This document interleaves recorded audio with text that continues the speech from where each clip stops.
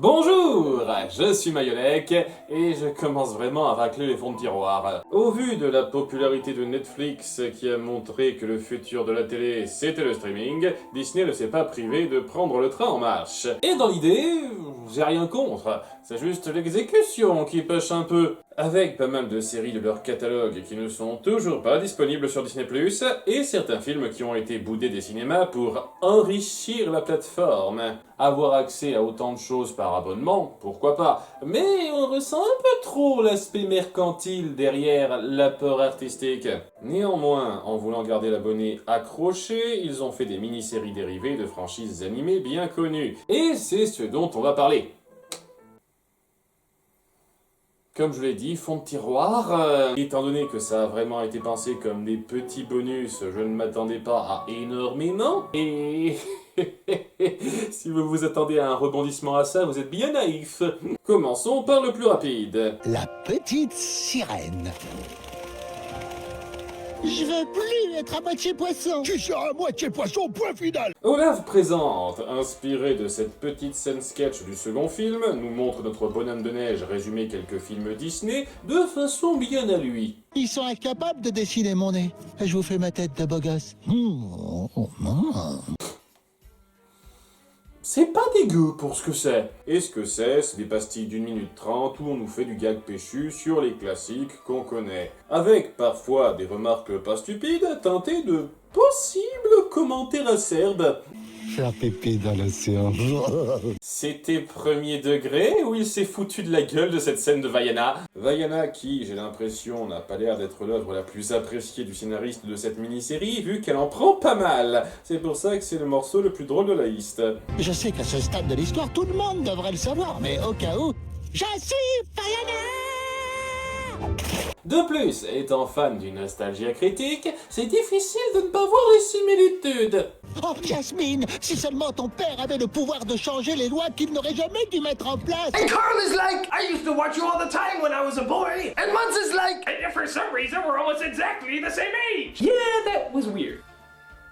L'idée que Doug Walker est possiblement directement inspiré Disney, ça me fait pas mal délirer. Bon, c'est difficile de développer énormément, ce sont des sketchs de référence globalement réussis, si tant est que le personnage et son gimmick vous plaisent, et je serais pas mécontent de voir d'autres classiques Disney traités avec le même soin. C'est le genre de distraction sympatoche rapide qui ne se donne aucune prétention, et c'est pour ça que ça passe plutôt crème. Ce sera moins le cas pour d'autres. Par exemple, Baymax, point d'exclamation, nous montre notre robot chéri stalker toute la ville de San Francisco et se forcer à venir en aide à tous les Pékins qui présentent une contrariété physique. J'ai reçu une requête de soins médicaux quand vous avez dit « Ai, itai, a ». La ville doit être assez petite s'il arrive à traiter chaque cas un par un. Il prend même son temps pour traiter les animaux de passage. Vous êtes en bonne santé. Sans compter le pognon qu'il a à disposition pour, vu que quand une fille souffre de ses premières règles et que 36 personnes lui recommandent une marque de tampons différente... Je préfère les serviettes, je les trouve plus confortables. Merci. Prends toujours celle avec les ailes. Merci. Prenez les non blanchis et sans parfum, s'il vous plaît. Merci. Une occurrence très commune en magasin. Eh ben, il peut se payer la totale. J'en ai apporté de toutes les sortes. Bon, j'apprécie de savoir que Alerte Rouge ne peut même plus se vanter d'être le premier univers animé Disney à avoir traité ça, mais c'est pas un chouïa en contradiction avec l'épisode dédié sur Tante Cassie où elle a peur de mettre la clé sous la porte? J'ai fait la promesse de prendre soin de cette famille et je ne peux pas tenir cette promesse sans tous mes clients réguliers. Peut-être que son neveu se fait des fortunes et partage pas. Le concept de cette mini-série, c'est d'essayer de recapturer le sentiment de relation qu'il y a eu entre Baymax et Hiro, c'est-à-dire un humain en détresse physique et émotionnelle qui doit apprendre à passer un cap grâce à un robot bienveillant un peu maladroit. Mais ça marchait dans le film parce que ça prenait le temps de se développer. Là, dans des mini-épisodes de 6 minutes où vous rembourrez une grosse moitié avec du gag médiocre... C'est quoi ça? Qu'est-ce que je vois? Est-ce que... Oh! Mochi! Je suis Baymax, votre assistant médical personnel. Comment? Borax? Ah, mort de rire. La partie qui se veut émotionnelle où le perso central se confie donne davantage un aspect cahier des charges de dernière minute. Je veux dire, on a un cuistot dont la tradition familiale est de faire du poisson, qui se prend d'un coup une allergie soudaine au poisson. C'est une réaction d'intolérance au poisson que vous avez soudainement développée. Déjà, c'est vraiment pas de chat, mais plutôt que de s'apesantir sur ses considérations de vie maintenant que tout ça lui est enlevé, parce que ce serait trop chiant pour le jeune spectateur, on en fait un gros teubé qui veut rien entendre et manque de tuer des gens sur la route. Ah ben bravo, je suis super attaché à lui maintenant. Et tenez-vous bien, on a essayé de faire un cliffhanger vers la fin. Le 5e et avant-dernier épisode commence de façon simple. Un chat errant a bouffé un écouteur et fait des bruits de radio aléatoires, donc Baymax essaye de l'aider. Vous voudriez être heureux? Eh bien maintenant, vous le pouvez avec l'appli Bonheur. Ultra classique. Mais après les péripéties moisies où il finit enfin par le soigner, il n'a plus de batterie. Déjà, oui. Au revoir. Ah mon dieu, le suspense! Et ce sera donc à Hiro et tous les gens que Baymax a aidés dans cette série, c'est-à-dire 4 en comptant Tante Cassie, de voler à son secours pour le recharger, et évidemment ça peut pas être simple.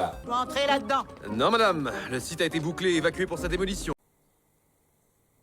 Ok.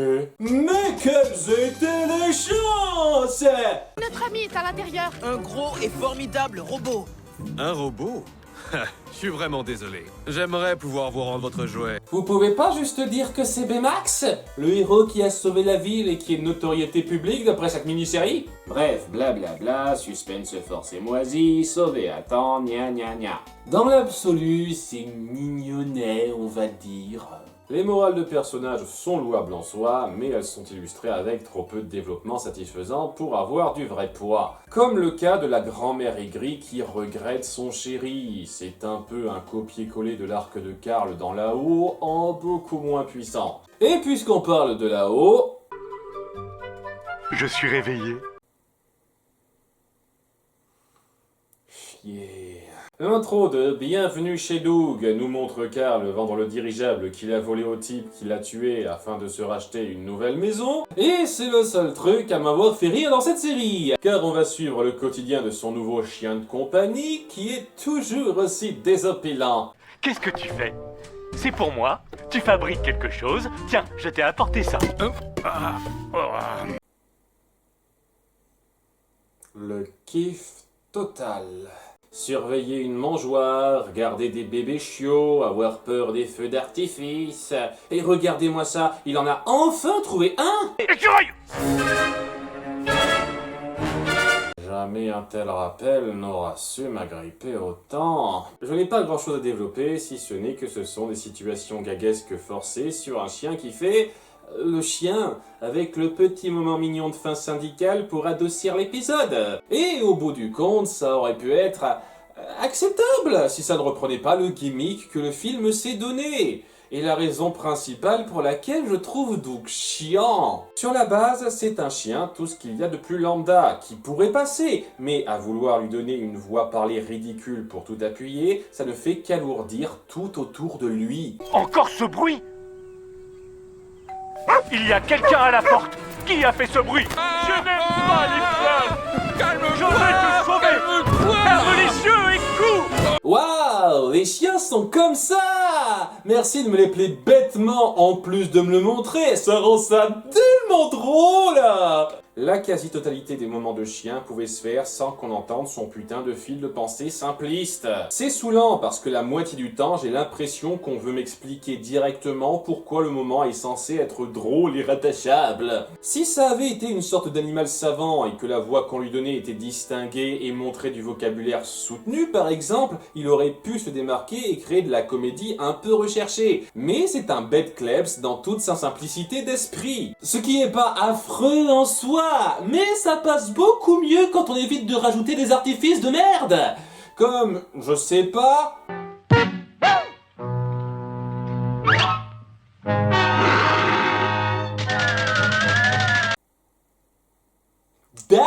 En leur connaissance, ces mini-épisodes de 8 minutes, ce qui est déjà trop long, ne sont que des sous-cartoons de Pluto avec un gimmick moisi en plus. Il a même son putain de rongeur Némésis pour remplacer Tic et Tac.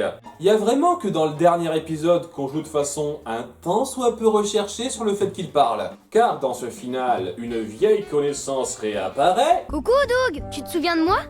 Oh...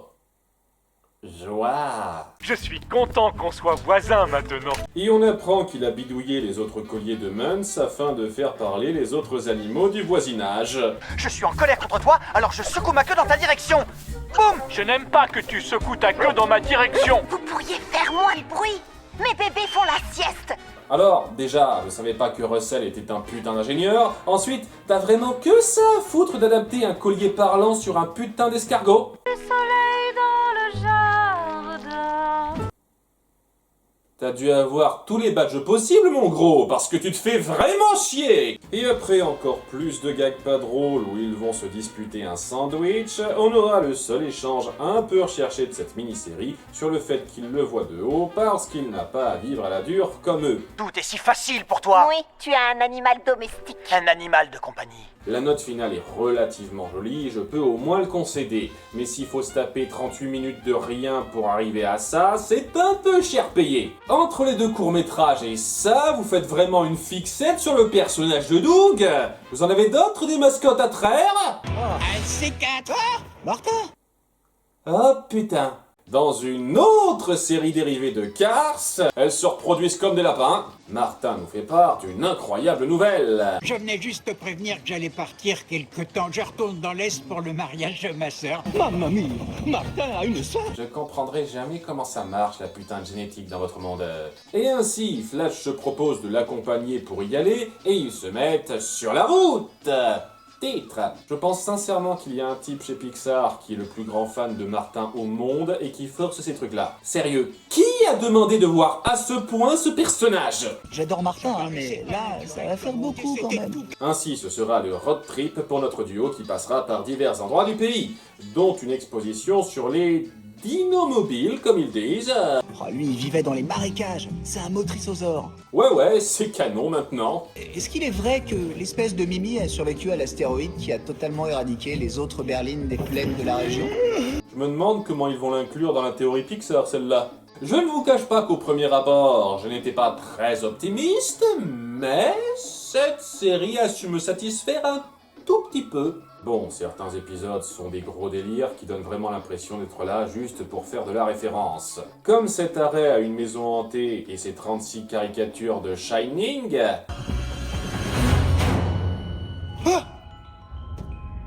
rouler avec nous, Flash. Cette scène a été tellement parodiée qu'elle commence sérieusement à me sortir par les trous de nez. Ou ce passage complètement aléatoire dans une guerre de gangs de punk qui ont décidé de se la jouer Mad Max sans raison précise.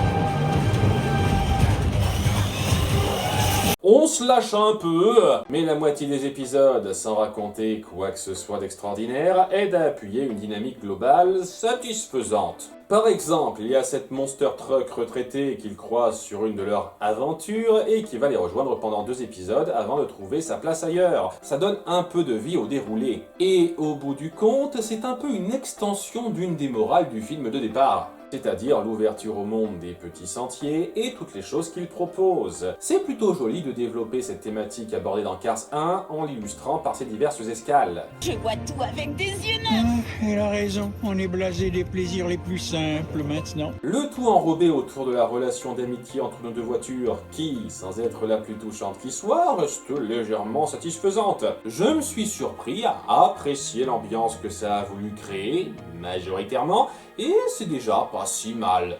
L'épisode de fin les montre enfin arriver chez la sœur de Martin, qui devait vivre en Australie vu le temps passé, et on apprend qu'il vient d'une famille de Richard. Ils sortent tous, manoir? Ok, pourquoi pas? Ça va devenir le truc de vos neuneux de service. Et là-bas se trouve... Monsieur McQueen! Cruz! Mon cousin Mathéo se marie. Eh bien, le monde est petit. Et depuis Cars 3, elle a appris à faire absolument tout. J'ai ouvert une école de course, j'ai créé une association qui offre des pneus neige aux moins équipés et j'apprends l'italien. Oh, j'ai aussi passé mon diplôme d'arbitre il y a pas longtemps. Est-ce que je vous ai dit que je me formais aux thérapies familiales? Ne vous inquiétez pas, j'ai officiellement le droit de célébrer des mariages. C'est bien, ça va te rendre tout de suite beaucoup plus attachante. Je trouve ça un peu naze, surtout quand 2 épisodes plus tôt, vous aviez su pointer qu'on ne peut pas tout savoir bien faire. Mon vieux, tu as toujours été très bon en tout. Quelquefois, il faut en laisser un peu pour les autres aussi, d'accord? Et puis c'est bien joli, mais elle est où la reconnaissance de Cars 2? On a un putain de monde où les fantômes existent et où les voitures ont leur incarnation de la mort. Oui, ça arrive à un moment donné. Et vous n'êtes pas foutu d'assumer que Martin a été agent secret? Vous préférez nous refourguer un perso qui n'apporte rien, juste pour rappeler que vous avez fait un 3e film? Je sais pas, le choix m'irrite pas mal. Enfin bref, on rencontre la sœur en question. Sérieux? C'est elle, ta sœur? Ouais, je sais, on se ressemble comme 2 gouttes d'essence. Il y en a un des deux qui a été adopté, on va dire. Et on appuie un esprit de compétition moisi entre eux, juste pour remplir l'épisode, car au bout du compte, l'important, c'est que nos 2 amis ont appris à profiter des petites choses, car la vie ne dure pas. On ne sait pas combien de temps il nous reste à passer sur cette planète. Donc il faut vraiment essayer de profiter de chaque instant avec ce qu'on aime. Ce qui, je le redis, est relativement mignon. Ce genre de petites leçons de vie données avec le bon ton, ça peut s'apprécier un peu. Je crois que je sais ce que c'est qu'un copain. Une personne avec qui on se sent bien sans avoir besoin de se le dire. Sauf quand c'est lui qui les présente. Fourchette se pose des questions. Par exemple, qu'est-ce que Pixar a fumé pour penser que je serais un bon personnage? J'en sais rien. On va se centrer sur, apparemment, le nouveau protagoniste de la franchise Toy Story, qui se pose des tas de questions. C'est quoi l'argent? C'est quoi l'art? C'est quoi ordinateur? C'est quoi un animal de compagnie? C'est quoi un leader? C'est quoi un cerveau? Et 9 fois sur 10, on s'en bat les couilles de la dite question, car ce n'est qu'une excuse pour du gag puéril autour de notre couvert hyperactif et stupide. Wow, t'as vu ce que je fais avec les bras? Allez, fais-le avec moi. Il faudrait que tu me donnes beaucoup d'argent. La vie est une épreuve de tous les jours. Vous voulez que je dise quoi de ça? Il est tellement con qu'il croit qu'un mug est vivant. Salut? Quoi? Non. Je sais que c'est le nom de mon copain parce que la mère de Bonnie l'emmène toujours avec elle quand elle téléphone et elle répète à tout bout de champ. Quoi? Non. Et vu qu'une cuit-fourchette peut être vivante maintenant, j'en viens à me demander si au bout du compte c'est pas possible. Y a aucune recherche, c'est très basique et surtout c'est pas drôle. Je veux dire, à un moment donné, il y a un jouet qui lui raconte comment il s'est retrouvé dans le système digestif d'un chat et comment il en est ressorti. Bon appétit bien sûr. Et à la fin il lui fait « Eh, rebelote !» T'as envie de recommencer? Oh, pourquoi pas? Minou, minou. La connerie n'est pas vecteur automatique de comédie. Apparemment, il y a des gens qui n'ont pas le sens de l'humour. Alors oui, excusez-moi de pas épiloguer sur cette série, mais je vois pas quoi que ce soit à développer. Allez, en cadeau, je vous mets le seul moment à m'avoir fait rire. C'est quoi le temps? Et pour m'aider, je vous présente quelqu'un qui s'y connaît. Rex le dinosaure. Et je sais pas si on va se marrer plus avec le dernier du lot, Zootopie Plus. Il s'emmerde même plus, c'est Zootopie, c'est sur Disney+, Zootopie Plus. Une petite suite de segments tranches de vie sur différents personnages de la ville. Et soyons directs, les seuls personnages auxquels j'accroche un tant soit peu sont Judy et Nick. Et un peu Bellwether en dépit du potentiel gâché. Le reste, ce sont soit des pions d'intrigue qui me laissent indifférent, soit de simples gags plus ou moins réussis. Je m'en bats les couilles de passer plus de temps sur eux. Donc, je ne parle pas de l'a priori positif, mais pour le fun, voyons ça épisode par épisode. Le premier se centre sur les parents de Judy au moment de son départ pour Zootopie, avec sa petite sœur qui a décidé de la suivre. On va pas demander comment elle a pu monter là-haut. Et donc, plutôt que de prévenir la compagnie ou d'appeler leur fille ou quelqu'un d'autre, ils décident de suivre le train à toute berzingue en détruisant des tas de propriétés en chemin et en risquant stupidement leur vie. Ça commence un petit peu à bien faire faire cette espèce d'apologie des chauffards, Disney? C'est naze, on veut étendre une scène préexistante en rajoutant du suspense forcé moisi en parallèle. Et c'est pas l'écriture comique qui arrange le tout. Respire, Stuart. Oh, merci chérie, ça va me faire du bien. Il doit y avoir une couche sale dans ça. Eh ben, pourquoi attendre Zootopie 2 quand on a ça à la maison? Ça devient un couple de casse-cou débiles le temps d'un délire, ce qu'ils ne sont jamais dans le film. Casse-cou, j'entends. Le suivant est centré sur Froufrou, la musaraigne sur le point de se marier, et ses copines pétasses. J'ai la carte de crédit de papa. Je nique ta mère! Ils nous sortent cette connerie d'émission télé-réalité qui sert à rien, et elle doit choisir sa demoiselle d'honneur, mais sa cousine arrive, et oh là là, ça se crêpe le chignon! Ce salon est bidon, tes amis sont bidons, et je te parie que ton chignon aussi est bidon. C'était chiant. Du conflit chiant autour de personnages chiants et une résolution chiante. Le seul vague intérêt, c'est qu'on dissémine des liens avec les événements du film afin d'appuyer une continuité, et c'est loin d'être aussi dans ta gueule que le premier segment, mais au-delà de ça, c'est juste une plaie. Super départ! Troisième segment, on est sur la belette voleuse attrapée par Jodie au début du film, qui décide de faire un numéro musical sur sa vie. Et allure courtoise, le parfait employé. Je m'en branle. J'en ai rien à péter de ta vie. Pourquoi vous me faites perdre mon temps et gaspiller autant de bonne animation sur de la merde? Qui ça intéresse, bordel à cul? Et le pire, c'est qu'après ces choix douteux, quand il décide de prendre le droit chemin en conclusion, devinez la suite?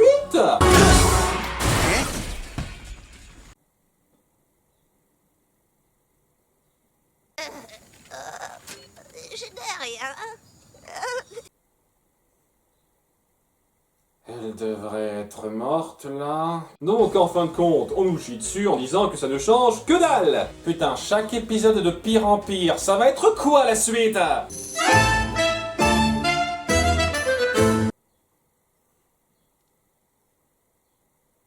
Monsieur Big fait un discours au mariage de sa fille. Imaginez la mère patrie.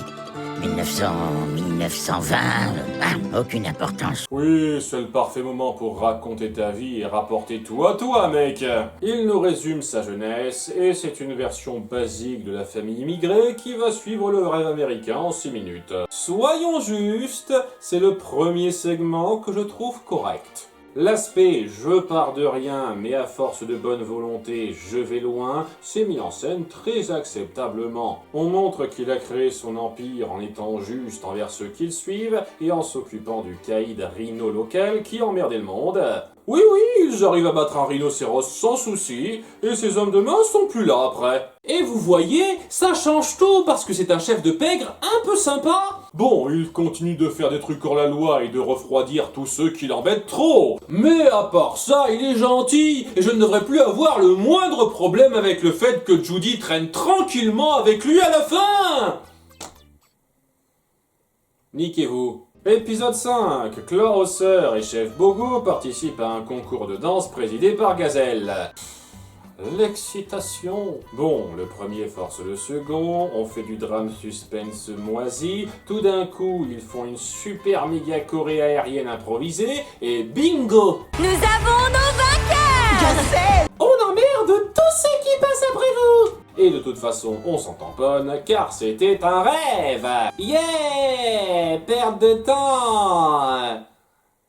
Le 15, c'est fini. Pour terminer, une serveuse veut quitter son boulot assez tôt. J'ai économisé pour m'offrir ces billets. C'est une chance qui n'arrive qu'une seule fois dans une vie. Ça m'est égal. Regarde-moi, j'en ai rien à faire. Je suis avec le cochon, là. Seulement, un couple de clients est un peu lent. Ah, bien entendu qu'on allait nous resservir ça. Tout cet épisode, c'est juste une redite du gag ultra connu du film, que je trouve déjà un peu surcoté de base, qu'on veut étendre parce que c'est populaire. Ce qui fait qu'au moins, je comprends mieux la logique derrière ce choix que derrière le numéro musical de Belette. Mais vraiment, c'est tellement simple, et tous les gens sont juste des connards de pas comprendre que les paresseux font tout lentement, et que c'est pas du tout la faute de la serveuse. J'ai jamais vu un service aussi nul. Vous avez gâché la nuit. anniversaire de Francine. Sérieusement, comment ces créatures font pour survivre en société? Est-ce que c'est comptabilisé comme un handicap moteur?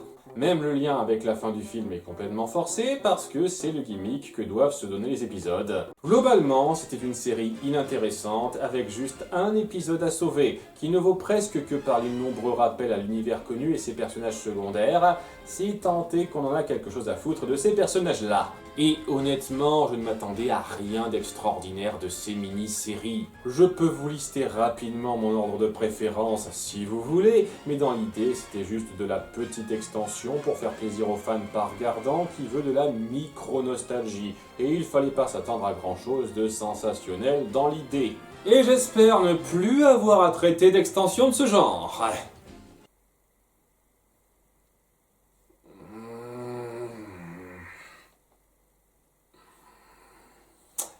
À la prochaine! Et je serai pas très Disneyphile les prochains mois.